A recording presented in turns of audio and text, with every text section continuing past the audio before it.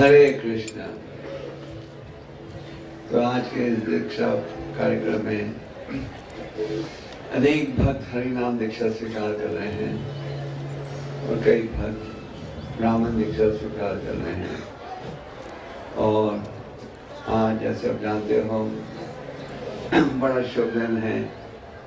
एक कार्तिक का महीना है, दूसरा एकादशी और तीसरा एक महान संत गौर किशोरदास बाबा जी का तिरुभाव तिथि है।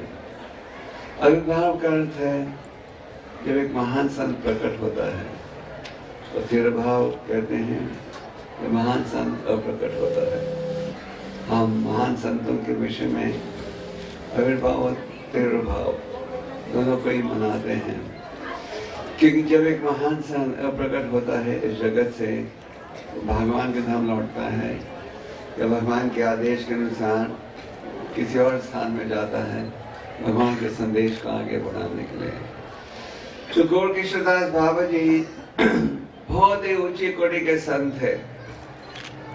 हमारे परम गुरु भक्ति सिद्धांत जी के गुरु थे और उनका केवल एक ही विषय में रुचि थी, हरे नाम में। समाज के लोगों से दूर रहते थे, केवल हरि नाम में ही रुचि थी और रोज 2 लाख बार 128 माला रोज करते थे बिना किसी रुकावट के।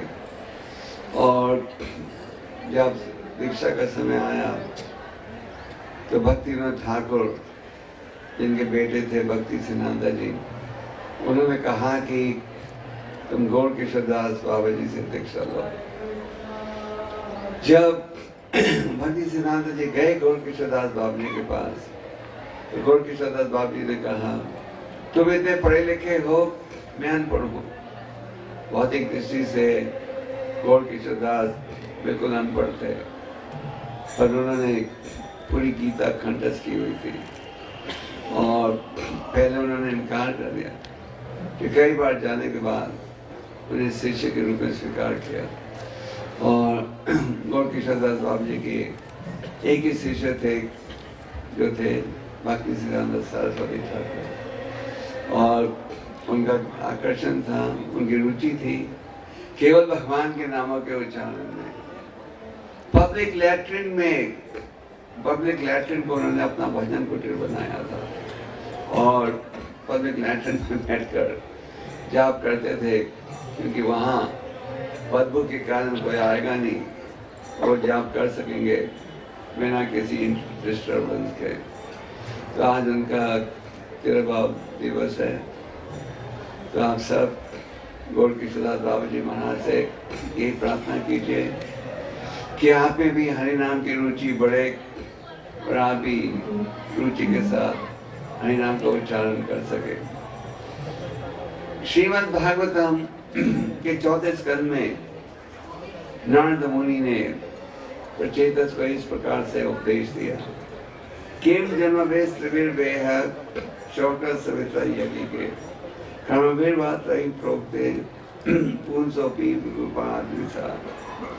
तो नारद मुनि इस श्लोक में कहते हैं कि स्वाभाविक व्यक्ति 3 प्रकार के जन्म प्राप्त करता है। पहला जन्म है माता के गर्भ से, और इस जन्म को शुक्र जन्म कहा जाता है। शुक्र का अर्थ है वीर्य, और शुक्र जन्म पशु भी प्राप्त करते हैं और मनुष्य भी नहीं करते। दूसरा जन्म प्राप्त होता है जब हम हरि नाम दीक्षा ग्रहण करते हैं, और इस जन्म को कहा जाता है सवित्र जन्म। और तीसरा जन्म प्राप्त होता है जब हम ब्राह्मण दीक्षा स्वीकार करते हैं, और इसे कहा जाता है यज्ञ का जन्म।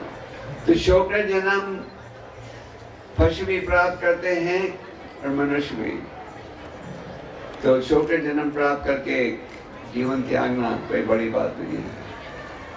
दूसरा जन्म है सवित्र जन्म, तो क्योंकि ये आपका दूसरा जन्म है, इस दीक्षा के समय आपको एक आध्यात्मिक नाम दिया जाता है जिसके साथ दास और दासी जोड़ा जाता है, जिसका अर्थ है भगवान के सेवक हो। और हमारे इस्कॉन संस्था में हरि नाम दीक्षा जब प्राप्त होती है, जब कम से कम 2 साल के लिए किसी ने 16 माला का जाप किया हो और 4 नियमों के पालन की जिम्मेदारी उठाए, कोई मांस अंडा मच्छी नहीं, किसी प्रकार का जुआ नहीं, कोई नशे की चीज़ नहीं, चाय कॉफ़ी भी नहीं, और अगर गृहस्थ हो तो गृहस्थ आश्रम में हम जिए शास्त्रों की शिक्षा के अनुसार। हमारा लक्ष्य होना चाहिए भगवत प्राप्ति, चाहे ब्रह्मचारी हो गृहस्थ हो, भगवत प्राप्ति संभव है अगर हम शास्त्रों की शिक्षा के अनुसार चलें। और तीसरा जन्म, जिसे यज्ञ का जन्म कहा जाता है, ये दिया जाता है, प्राप्त होता है जब हमने हरि नाम को उच्चारण किया हो और कई सालों के लिए, और साथ में एक ब्राह्मण टेस्ट परीक्षा भी पास की हो, जिसमें आध्यात्मिक ज्ञान की परीक्षा ली जाती है। तीसरा जन्म प्राप्त करने के पश्चात व्यक्ति ठाकुर सेवा में जुड़ सकता है, भगवान का श्रृंगार कर सकता है, भगवान को भोजन प्रसाद तैयार कर सकता है। तो हरि नाम का लाभ तो हर स्थिति में है, पर अगर हम हरि नाम का पूरा लाभ उठाना चाहें तो हमें अपराधों से बचना चाहिए। भव जन्म करे यदि श्रवण कीर्तना, तबु तन पाए कृष्ण पदे प्रेम धना। कृष्णदास काव्यराज चैतन्य चरितमृत में कहते हैं कि आप हरि नाम का जाप दिन रात करो, पर अगर आप अपराधों से नहीं बचोगे तो उसका पूरा लाभ नहीं होगा। हरि नाम का लाभ तो हर स्थिति में होगा, पर अगर हम हरि नाम का पूरा लाभ उठाना चाहते हैं, जो भगवत प्रेम अनुकूल करना चाहते हैं, तो हमें अपराधों से बचने का प्रयास करना चाहिए। तो हमारे शास्त्र में 10 नाम अपराधों का वर्णन है। हमारे इस्कॉन के केंद्रों में रोज इन अपराधों का उच्चारण किया जाता है, और आप सब जो घर में रहते हो, आप भी रोज इन अपराधों का उच्चारण या अध्ययन कीजिएगा। इस प्रकार आप रोज अपने आप को याद दिला सकोगे कि मुझे इन अपराधों से बचना है। हरि नाम का उच्चारण हर स्थिति में हो सकता है, पर अगर हम पूरा लाभ उठाना चाहें तो इन अपराधों से बचने का प्रयास करना चाहिए। पहला नाम अपराध है उन वैष्णव की निंदा करना जिन्होंने अपना जीवन अर्पण किया है भगवान की सेवा में। चैतन्य महाप्रभु ने उदाहरण दिया था कि जिस प्रकार एक सुंदर बगीचे में अगर कोई पागल हाथी को छोड़ दें तो सुंदर बगीचा खराब हो जाएगा, उसी प्रकार भक्ति का सुंदर बगीचा नष्ट हो सकता है अगर हम वैष्णव की आलोचना करें, निंदा करें। हमारे शास्त्रों में आप अनेक कथाएं पढ़ते हो जिसमें आप देखते हो कि किस प्रकार इस अपराध का भयंकर परिणाम भुगतना पड़ता है। तो हमें निंदा, आलोचना, ईर्ष्या से बचना चाहिए।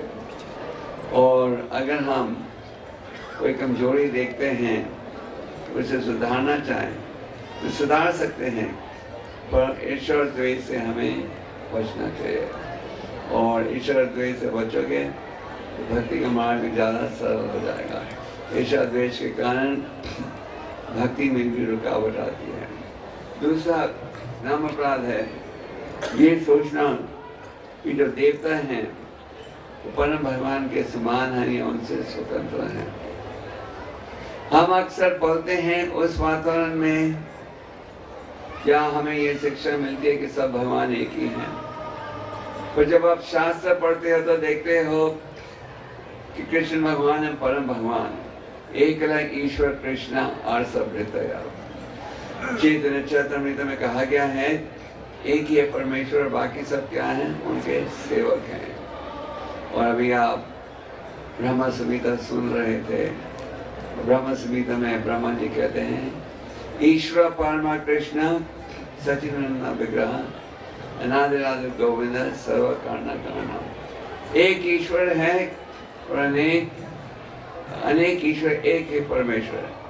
तो कृष्ण भगवान है परम भगवान, और उनकी सेवा के द्वारा 33 करोड़ देवता देवियों के प्रति जो हमारा आभार है उसको भी आप चुका देते हो। जब कई बार भक्त जुड़ते हैं इस्कॉन संस्था के साथ, तो उनके मन में ये भय रहता है, शंका रहती है कि अगर हम केवल कृष्ण की भक्ति करें तो देवताओं को उदास तो नहीं करेंगे। तो शास्त्र में उदाहरण दिया जाता है जैसे कि अगर आप पेड़ के जड़ में पानी डालो तो पूरे पेड़ में उसका प्रभाव पहुंच जाता है। उसी प्रकार कृष्ण भक्ति के द्वारा जो 33 करोड़ देवता देवियां हैं सबके प्रति जो हमारा आभार है उसको हम चुका सकते हैं। कृष्ण भगवान है परम भगवान, यह है शास्त्रों का निर्णय। और अर्जुन ने भी यही स्वीकार किया भगवद गीता में। तो बिना शंका के हम कृष्ण भगवान की सेवा में जुड़ सकते हैं। तीसरा नाम अपराध है गुरु के आदेश का पालन नहीं करना या उसे साधारण व्यक्ति समझना। गुरु है एक आध्यात्मिक पोस्टमैन। जैसे कि पोस्टमैन आपके घर में चिट्ठी पहुंचाता है, गुरु का कर्तव्य बनता है कि जो परंपरा का संदेश है उसी को आगे प्रस्तुत किया जाए। और गुरु का आचरण भी शास्त्र पर आधारित होना चाहिए। रूपा गोस्वामी कहते हैं उपदेशामृत में वाचो वेगम मनस क्रोध वेगम जीवा वेगम उदारपस्थ वेगम, कि गुरु में मन और इंद्रियों पर वश होना चाहिए, फिर वो भगवान के संदेश को आगे दे सकता है। और गुरु की इच्छा क्या रहती है? गुरु की इच्छा ये रहती है कि हर शिष्य भक्ति में आगे बढ़े, भगवत प्रेम अनुकूल करे और भगवान की सेवा में जुड़े, हरि नाम में रुचि बढ़ाए, शास्त्रों का अध्ययन करे। शिष्य के मन में भाव होना चाहिए कि जो उपदेश दिया जा रहा है ये मेरी भलाई के लिए है। शिष्य को ये नहीं सोचना चाहिए कि जो मुझे चाहिए वही गुरु को कहना चाहिए। कई बार शिष्य में भाव होता है कि जो हम सुनना चाहते हैं और अगर वो नहीं सुने तो फिर हम किसी प्रकार से उस उपदेश से बचने का प्रयास करते हैं। तो चैतन्य महाप्रभु जी से जब पूछा गया बनारस में कि आप इतने बड़े संस्कृत के विद्वान हो, आप हमारे साथ बैठकर वेदांत सूत्र का अध्ययन क्यों नहीं करते? क्या ये पागलों जैसे नाच रहे गा रहे हो? महाप्रभु ने बड़ा अच्छा उदाहरण दिया। उन्होंने कहा कि मेरे गुरु ने मुझे मूर्ख सोचा और कहा कि तुम्हारे में केवल यही योग्यता है क्या? हरे नाम का उच्चारण करने के लिए। तो गुरु का जो आदेश है वो शास्त्र पर आधारित होना चाहिए। जैसे श्रील प्रभुपाद जो कि संस्था के संस्थापक आचार्य हैं, उन्होंने हमें वही उपदेश दिया जो कि शास्त्र पर आधारित था और महान आचार्यों की शिक्षा पर आधारित था। जब प्रभुपाद जी ग्रंथों का भी अनुवाद करते थे तो अपने सामने महान आचार्यों के तात्पर्य को रखते थे और उनको पढ़ने के बाद उन्होंने हमें तात्पर्य दिया जो आप पढ़ते हो ग्रंथों में।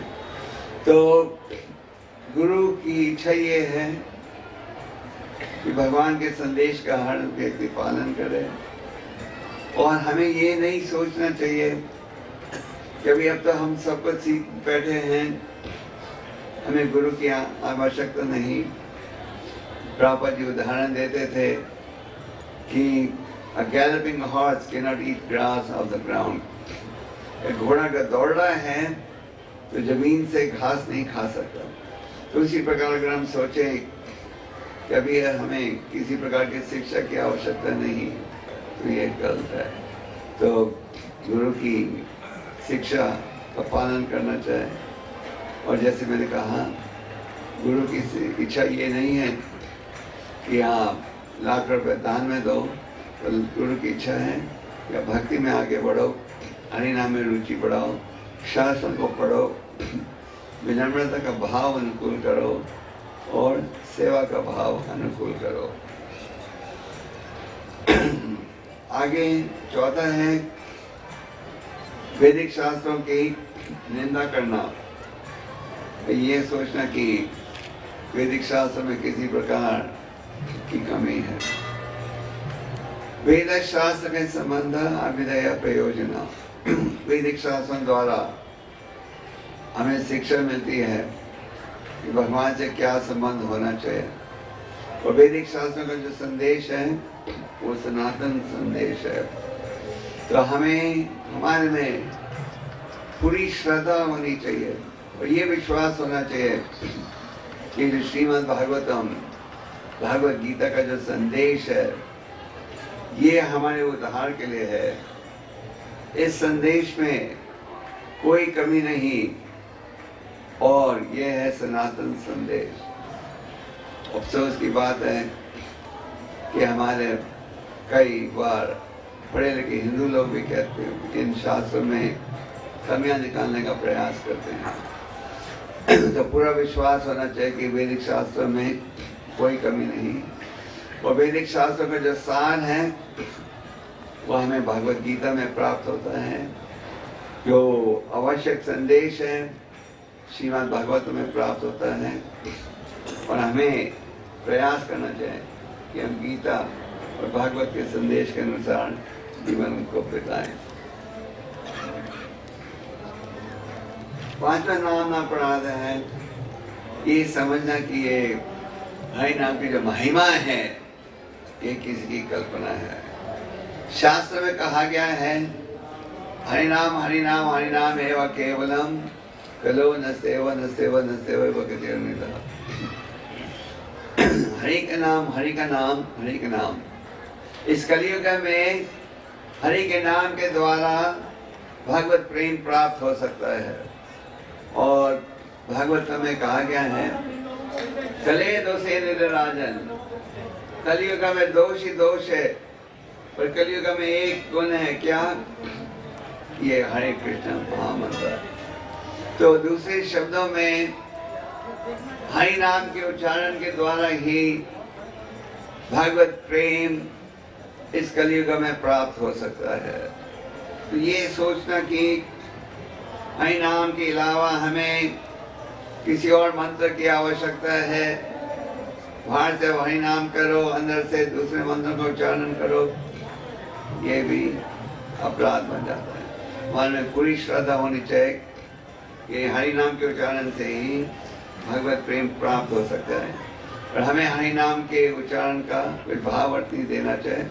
हरि नाम के द्वारा हम भगवान से प्रार्थना कर रहे हैं, क्या? हमें सेवा दो, सेवा दो, सेवा दो। प्रभुपाद जी कहते थे जिस प्रकार एक बच्चा माँ के लिए रोता है, जैसे नेचुरल क्राई परम पिता के लिए। सातवां नाम अपराध है हरि नाम के जप के बल पर अपराध करना। ये सोचना कि अब तो हम दीक्षित भक्त हैं, अब तो हम दीक्षित भक्त हैं, हम रोज 16 माला का जाप कर रहे हैं, हम थोड़ा अपराध भी कर सकते हैं और क्योंकि हम जाप कर रहे हैं इसे जरूर भगवान को माफ करना ही पड़ेगा। ये भी एक महान अपराध है। प्रभुपाद जी एक समय दीक्षा दे रहे थे, उन्होंने कहा नाउ नो मोर सिनिंग, अब कोई अपराध फिर और नहीं।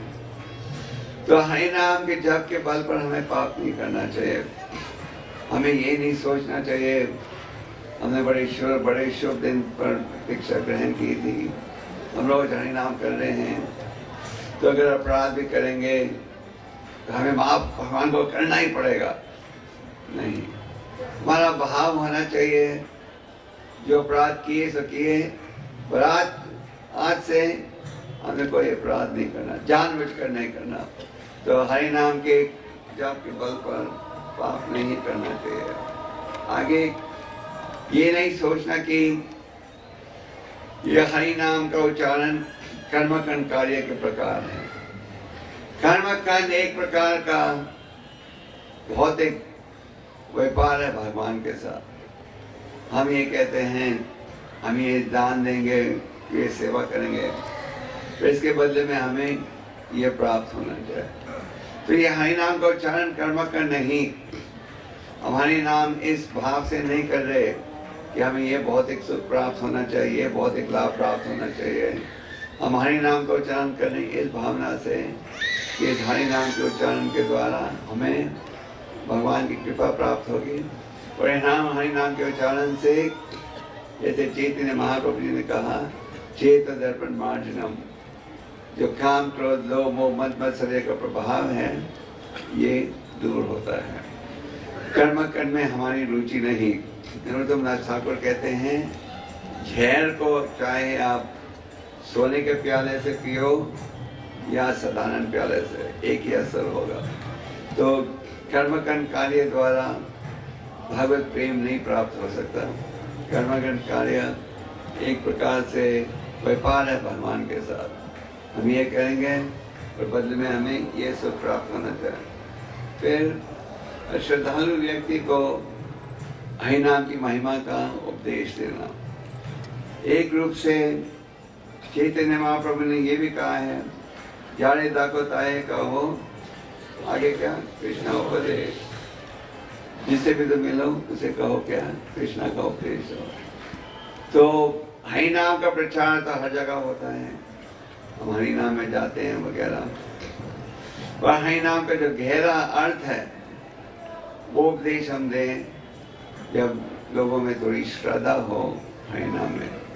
ये नहीं कि कोई सुनना नहीं चाहता और हम जबरदस्ती उसको हरि नाम के गहरा अर्थ समझाए। और 10वां है भौतिक विचारों को बिठाए रखना। दूसरे शब्दों में आप दीक्षा ले रहे हो, आप आध्यात्मिक जीवन में प्रवेश करते हो, इस भावना के साथ कि हमने भौतिक कार्यों से बचना है। भौतिक कार्यों के कारण आपको भौतिक संसार में भटकना पड़ेगा। भगवान ऋषभदेव जी कहते हैं नूनम प्रमता कुरुते विकर्मा। जो व्यक्ति शास्त्र के विपरीत कार्य करते हैं वो मूर्ख हैं। और अगर हम भगवत प्रेम अनुकूल करना चाहते हैं, जो कि दीक्षा लेने का असली उद्देश्य होना चाहिए, हम दीक्षा इस भाव से नहीं लेते कि हमें ये सुख प्राप्त होगा, ये सुविधा प्राप्त होगी। इस भाव से लेना चाहिए कि हम भगवान के प्रति प्रेम अनुकूल करना चाहते हैं। और इसलिए जो प्रतिकूल कार्य है वो हमें त्यागना चाहिए। चैतन्य महाप्रभु जी ने कहा भगवान के शरणागत होने के विषय में कि जो भक्ति के लिए अनुकूल है उसे स्वीकार करो, और जो भक्ति के लिए प्रतिकूल है उसे क्या करो, त्यागो। और रूप गोस्वामी कहते हैं कि हे मेरे प्रिय मित्र, जो भी कीमत भरनी पड़े भरो, पर कृष्ण भक्ति को हाथ से मत फिसलने दो। उदाहरण के लिए अगर आपको कोई बीमारी हो जाती है तो इस बीमारी से बचने के लिए आप कितना भी पैसा खर्चने को तैयार हो। तो उसी प्रकार जो अनुकूल है उसे स्वीकार करो और जो प्रतिकूल है उसे त्यागो। साथ में 10 नाम अपराध का हमारे आचार्यों ने एक और अर्थ भी दिया है, वो है ध्यान पूर्वक होकर जाप नहीं करना।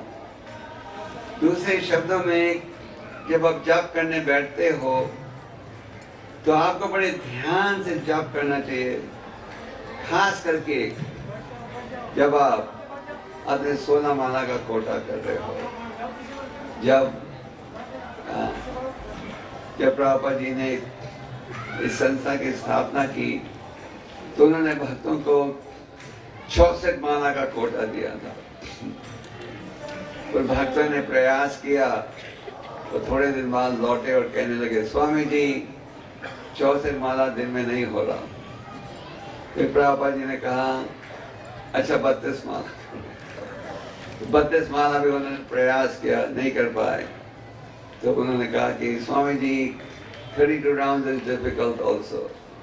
फिर प्रभुपाद ने कहा 16 rounds and no less, final। तो प्रभुपाद जी ने हमें ये जिम्मेदारी दी है 16 माला रोज करने के लिए, और एकादशी और दूसरे शुभ दिनों पर 25 माला करनी चाहिए। तो ये जो 16 माला और 25 माला जो आप कर रहे हो, ये माला आपको बड़े ध्यान से करना चाहिए। वैसे तो शास्त्र में कहा गया है कि हमें 24 घंटे भगवान के नामों का उच्चारण करना चाहिए, तो ये हमेशा संभव नहीं हो पाएगा क्योंकि आपको दफ्तर जाना है और दूसरी जिम्मेदारियों को निभाना है। पर कम से कम जो आपका 16 माला का कोटा है और एकादशी को 25 माला का है, ये महा जाप अगर ध्यान से करोगे तो क्या देखोगे, भौतिक आकर्षण तेजी से पिघलेगा। और अगर ध्यान से नहीं करोगे तो क्या अनुभव करोगे कि भौतिक आकर्षण वहाँ ही रहेगा। कभी कभी लोग पूछते हैं, कहते हैं कि हम इतने सालों से जप कर रहे हैं, भौतिक आकर्षण क्यों नहीं टूट रहा। उसका कारण है हम ध्यान पूर्वक जाप नहीं कर रहे। तो आप सबसे निवेदन है कि जो आपका जाप है ये ध्यान से कीजिएगा। जो जाप आप करते हो, मोटर चलाते वक्त, स्कूटर चलाते वक्त, साइकिल चलाते वक्त, उस जाप को अपने कोटा में नहीं गिनना। तो जो ध्यान से कर रहे हो उसी को अपने कोटे में गिनना। साथ में हम भक्तों को अच्छी साधना रखनी चाहिए। उदाहरण के लिए जो भक्त मंदिर में रहते हैं वो सुबह मंगल आरती में आते हैं, क्लास में आते हैं। आप सब जो कि आज दीक्षा ले रहे हो, सब घरों में रहते हो, ब्रह्मचारियों की दीक्षा अलग करेंगे क्योंकि बहुत ज़्यादा भक्त है। तो आप लोगों को घरों में भी अच्छी साधना रखनी चाहिए। मंदिर में मंगल आरती होती है 4:15 4:30 बजे, कई मंदिरों में 4:15 बजे होती है। जैसे हम बेंगलोर तिरुपति में थे, वहाँ 4:15 बजे मंगल आरती होती है। तो अगर आप 4:15 या 4:30 नहीं कर सकते तो 5 बजे कीजिएगा या 5:30। पर ऐसा नियम बनाइएगा कि आप रोज मंगल आरती घर में कर सको। संसार दावा प्रार्थना जो करते हैं, तुलसी पूजा की जो प्रार्थना करते हैं, भगवान नरसिंह जी की जो प्रार्थना करते हैं, और फिर प्रभुपाद जी की गुरु पूजा की प्रार्थना करते हैं, इन प्रार्थना को आप सीखो और घर में करो। घर में ऑल्टर बनाओ। नियमित रूप से ये देखो कि आप जो भी खाओगे घर में भगवान को भोग लगाओगे प्रसाद के रूप में। भगवान गीता में कहते हैं जो भोग लगाए बिना खाते हैं वो केवल क्या पाप खा रहे हैं। तो हमारा नियम होना चाहिए, जो खाएंगे तो क्या खाएंगे, केवल प्रसाद खाएंगे। तो और प्रसाद कैसे अर्पण करते हैं, केवल तुलसी के पत्ते के साथ नहीं, गुरु का मंत्र 3 बार, प्रभुपाद का मंत्र 3 बार, चैतन्य महाप्रभु का मंत्र 3 बार, भगवान कृष्ण का मंत्र 3 बार, हरे कृष्ण मंत्र 3 बार। तो मंत्रों के उच्चारण से भगवान से प्रार्थना कर रहे हैं, क्या कृपा करके इसे स्वीकार कीजिएगा। और प्रसाद खाओगे तो बुद्धि भी ठीक रहेगी। अगर हम भोग लगाए बिना खाएंगे तो बुद्धि भी नष्ट हो जाएगी। अगर हम उनके हाथों का खाएंगे जिनकी बुद्धि जो बुरे विचारों में जुड़े हैं, तो वो चेतना हमारे हृदय में भी आ जाएगी। इसके लिए ये आवश्यक है कि जो दीक्षा ले रहे हैं, ले चुके हैं, लेने की इच्छा रख रहे हैं, वो खाएं तो प्रसाद खाएं। साथ में शास्त्रों का अध्ययन। 16 माला का जाप सबसे महत्वपूर्ण है। पर साथ में हमें शास्त्रों का अध्ययन भी करना चाहिए। शास्त्र में है भगवान की वाणी, और प्रभुपाद जी ने बड़े प्रयास और परिश्रम से इन ग्रंथों का अनुवाद किया है, तो हमें इन ग्रंथों का अध्ययन भी करना चाहिए। मंदिरों में रोज सुबह भगवत का अध्ययन किया जाता है, शाम को भगवत गीता का। तो जो घर में रहते हैं उन्हें भी शास्त्रों का अध्ययन करना चाहिए, और शास्त्रों का अध्ययन करोगे तो बुद्धि भी तेज होगी और माया का विरोध कर सकोगे। पर अगर आप शास्त्रों को नहीं पढ़ोगे तो ज्ञान कम रहेगा, कम ज्ञान से माया का विरोध कठिन हो जाएगा। तो शास्त्रों का पढ़ना भी बहुत आवश्यक है। ये 16 माला का करना सबसे आवश्यक है, तो साथ में शास्त्रों को भी पढ़ना चाहिए। प्रभुपाद जी कहते थे जब भगवान देखते हैं कि हम शास्त्रों को पढ़ रहे हैं तो बड़े प्रसन्न होते हैं। भगवान कहते हैं ये व्यक्ति मुझे समझना चाहता है, मुझे इसे बुद्धि देने दो जिसके द्वारा वो मुझे समझ सके। तो शास्त्रों का भी अध्ययन कीजिए। और साधु संग ये भी आवश्यक है। बकायदा मंदिर आओ, आपके दिल्ली में 8 मंदिर हैं, कई स्थानों में नामाद भक्ति वृक्ष के कार्यक्रम होते हैं। तो भक्तों की संगत का लाभ उठाओ और सेवा में जुड़ो। हम हरि नाम के द्वारा भगवान से प्रार्थना करते हैं, हमें सेवा दीजिए, सेवा दीजिए। और अनेक प्रकार की सेवाएं हैं, जिनमें सबसे महत्वपूर्ण सेवा है प्रचार की सेवा। तो ये उम्मीद की जा रही है कि आप सब जो कि हरि नाम दीक्षा ले रहे हो, जैसे हमने आरंभ में कहा था, बड़े शुभ दिन पर ले रहे हो, शुभ अवसर पर आप इस दीक्षा का पूरा लाभ उठाओगे। हमारे मन में ये भाव नहीं होना चाहिए अब दीक्षा प्राप्त कर लिया, अब हमें मंदिर की आवश्यकता नहीं। कई बार कभी कभी हम देखते हैं कि दीक्षा से पहले भक्त बड़े उत्साहित होते हैं और दीक्षा के बाद ये सोचते हैं कि अब तो जो चाहिए था मिल गया, अब ढीले हो जाते हैं। ढीले हो जाओगे तो आपकी भक्ति खुद ही कमजोर हो जाएगी। दीक्षा प्रभुपाद कहते थे only the beginning not the end. दीक्षा के माध्यम से आपकी भक्ति आरंभ हो रही है, समाप्त नहीं हो रही। तो हमें बड़ी गंभीरता के साथ शास्त्रों को पढ़ना चाहिए, जाप करना चाहिए, और जो शास्त्र की शिक्षा है उसका लाभ उठाना चाहिए, जिसमें एक है साधु संग। साधु संग का लाभ उठाना चाहिए। आज के इस दीक्षा प्रोग्राम में अनेक भक्त ब्राह्मण दीक्षा भी स्वीकार कर रहे हैं। हमें ब्राह्मण बनना चाहिए गुणों पर आधारित। चातुर्वर्ण माया श्रेष्ठम गुना कर्मा विभाग सहार। तो गुणों के आधार पर हम ब्राह्मण बनते हैं। तो जैसे मैंने कहा था, हमें ब्राह्मण दीक्षा दी जाती है तो कम से कम कई सालों के लिए हरि नाम का उच्चारण हो, अच्छा चरित्र हो, और शास्त्रिक ज्ञान भी हो। जैसे ब्रह्मचारी को ये जिम्मेदारी दी गई है कि अगर ब्राह्मण दीक्षा चाहिए तो भक्ति शास्त्र भी पास करना चाहिए। तो इस्कॉन संस्था में ब्राह्मण दीक्षा गुणों पर आधारित प्राप्त होती है, और भगवद गीता के 18वें अध्याय में भगवान ब्राह्मणों के गुणों का वर्णन कर रहे हैं। समो दमो तपो शौचम शांति रजोम एव च ज्ञान विज्ञानम अस्तिक्यम ब्रह्म कर्म शिवागम। ब्राह्मण को शांत होना चाहिए, पीसफुल। ब्राह्मण इज पीसफुल। और शांत हो गए अगर आपका मन एकमात्र भाव है क्या, भगवत सेवा। फिर दमो, मन और इंद्रियों पर वश होना चाहिए। ये नहीं कि हम ब्राह्मण बन गए और हम असुर और हम कर्मियों का कार्य करें। मन और इंद्रियों को वश में लाना है, ये नहीं कि हम उनके दास बने।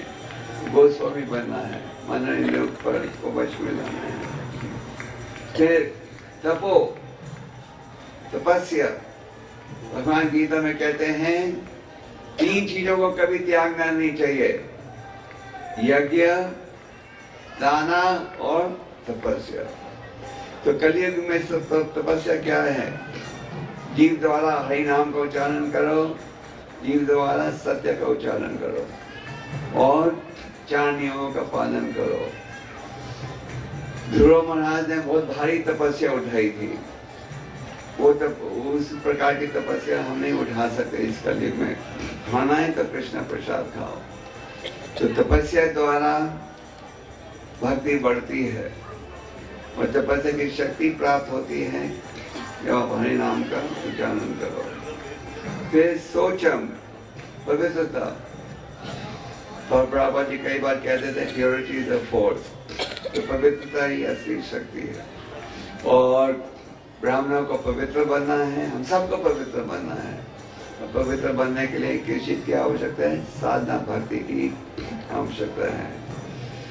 तो ये नहीं कि हम ब्राह्मण बन गए, ब्राह्मण दीक्षा प्राप्त हो गई तो हम लापरवाही से भक्ति को निभाएं। ब्राह्मण को बड़े ध्यान से इन नियमों का पालन करना चाहिए।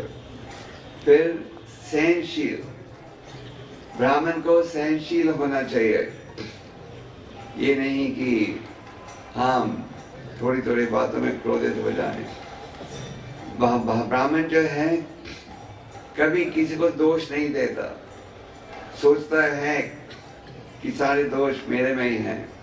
अक्सर हम सोचते हैं सारे दोष दूसरों में हैं और हमारे में सारे गुण हैं, पर ब्राह्मण किसी स्थिति में कभी दोष नहीं देता किसी को और हर स्थिति में शांत रहता है। और सत्यता, ज्ञानम, ये ब्राह्मण को ज्ञान होना चाहिए। तो ब्राह्मण दीक्षा प्राप्त करने के बाद हम भगवान के आचार्य वगैरह की सेवा कर सकते हैं और हमें नाम के ब्राह्मण नहीं पर असली ब्राह्मण बनना चाहिए। भक्ति सिद्धांत जी हमारे परम गुरु पहले महान आचार्य थे जिन्होंने ये स्थापित किया कि हम ब्राह्मण बनते हैं गुणों पर आधारित, जन्म के आधारित नहीं। जब प्रभुपाद जी विदेश में गए, उन्होंने इस संस्था की स्थापना की तो उन्होंने विदेशियों को भी ब्राह्मण दीक्षा दी। तो भारत में कई पंडित कहने लगे स्वामी जी ने हमारी संस्कृति खराब कर दी है। फिर स्वामी जी ने शास्त्रों के आधार पर ये बताया कि हम ब्राह्मण बनते हैं गुणों पर आधारित। तो ये उम्मीद की जा रही है कि जो व्यक्ति ब्राह्मण दीक्षा ले रहे हैं वो असली ब्राह्मण बनेंगे, नाम के ब्राह्मण नहीं। और अगर असली ब्राह्मण बनेंगे तो भक्ति में भी आगे बढ़ सकोगे। और जो ब्राह्मण दीक्षित हैं उनको प्रयास करना चाहिए कि भगवान के आचार्य विग्रह की सेवा में भी जुड़े। तो ये दीक्षा प्रोग्राम में कई भक्त ब्राह्मण दीक्षा ले रहे हैं। हमारी यही विनती है कि आप गंभीरता से इस जिम्मेदारी को स्वीकार करना। ब्राह्मणों को ज्ञाति मंत्र दिया जाता है जो कि दिन में 3 दफा करना चाहिए और ये ज्ञाति मंत्र प्राप्त होता है गुरु से। तो जो ब्राह्मण दीक्षा ले रहे हैं वो असली ब्राह्मण बने और प्रयास करें भगवान के प्रचार को बढ़ाने में। हम सब वैष्णव बनने का प्रयास कर रहे हैं, बने नहीं हैं पर बनने का प्रयास कर रहे हैं। और वैष्णव के विषय में कहा गया है बड़ा दुखा दुखी। दूसरों को जब वो दुखी देखता है कि लोग भौतिक कार्य में जुड़े हैं तो उनका भाव ये रहता है कि उनको भी ये दिव्य ज्ञान दिया जाए। तो वैष्णव में प्रचार की भावना रहती है। तो आप सबसे निवेदन है कि आप ये प्रचार कीजिएगा, ग्रंथों को बांटिएगा, घर घर जाकर प्रचार कीजिएगा। चैतन्य महाप्रभु ने कहा जाड़े का जाड़े तक होता है कहो कृष्ण बोले। जिसे भी तुम मिलो मुझे क्या करो, कृष्ण को उपदेश दो।